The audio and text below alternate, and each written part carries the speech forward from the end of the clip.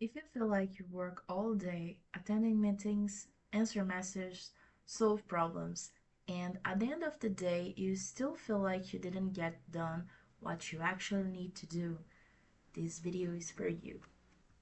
There are few simple habits that can give you several hours back every week.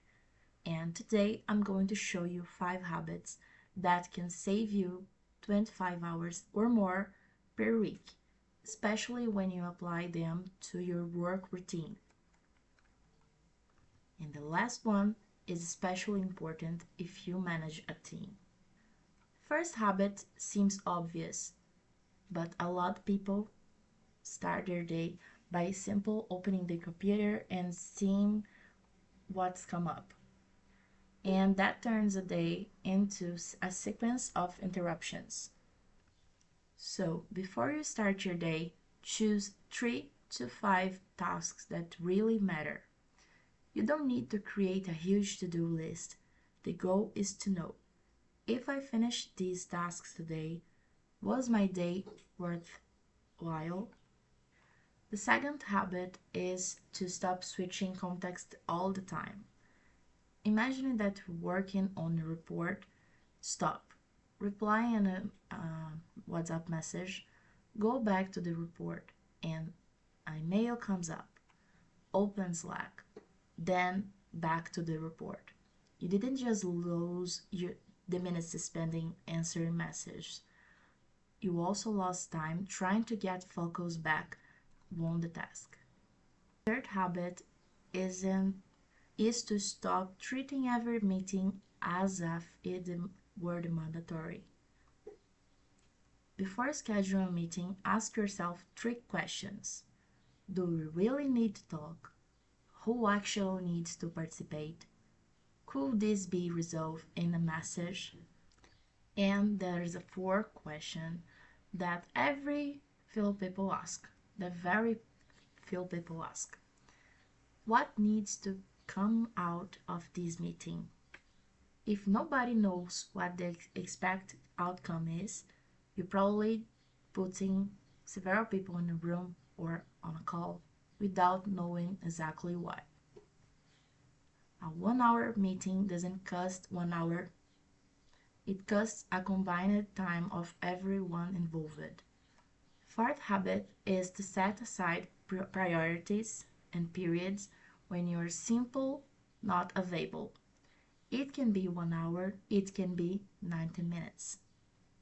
No meetings, no notifications, no schedule, no checking on an email every 5 minutes. This period should be used for tasks that require your highest level of concentration. And here's an important distinction. Being busy doesn't mean being focused. You can spend 8 hours in front of a computer and still very little time doing truly focused work. And the 50 habit is probably the most important. Stop relying on a perception. Because there's a huge difference between thinking you spend too much time on something that you knowing exactly where the time is gone. You might think the problem is your team, is meetings, or the problem is remote work, or that people are spending too much time on certain websites. But is that what really is happening? When you track productivity data, you can identify patterns that isn't always shows up in a conversation or in a meeting. That's actually what Montel is designed to do. The platform helps companies understand how the time is being used on their computers, which applications and websites are being used,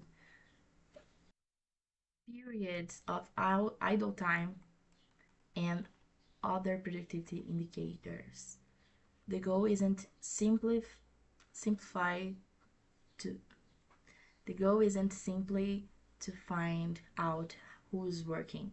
It's to understand how works is actually happening, is being happening. And of course, these numbers will vary from person to person and from company to company. The idea isn't to say everyone will save exactly 25 hours per week. The point is to show that the small losses, when added up through the week, can represent a significant amount of time. At the end of the day, productivity isn't about working more. It's about spending less time on things that you don't create results and more time on what actually matters. So, if you could change just one habit this week, which one would be? Comment below. What's the biggest time thief in your daily routine? And if you manage a team, share this video with someone who needs to hear this. If you want to better understand how your team is actually using its time, check out Monitor.